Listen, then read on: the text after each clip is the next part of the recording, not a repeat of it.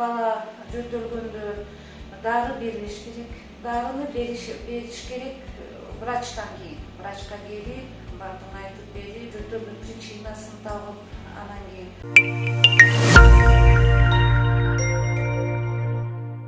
Bir günde 2-3 жолу götürse, anın eş nersesi жок, ал пайдалуу жөтөлүп. Если тез жөтөлүп, түнү менен уктабай чыкса, анда албетте врачка барыш керек. Жөтөл опасно болгондо, муну биз айтабыз сухой каша.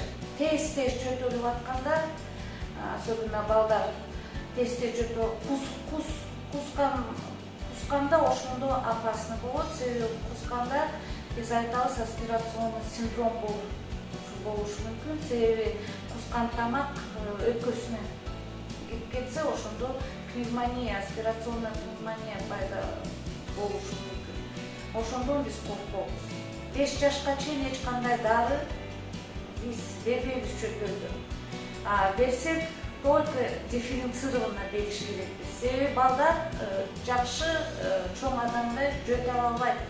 Рефлекси жок жөтөлгөн балдар.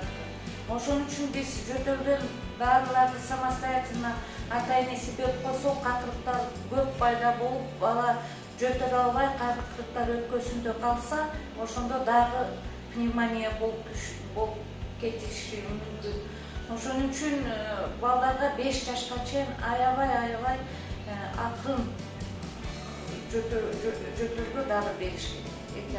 Өздөрү биринчи жардам бергенге жылуу суу, анан кийин үйдү, комнатаны, бала жаткан комнатаны, форточканы ачып, кичине таза аба киргизип, үйгө ошондой жардам берсе болот.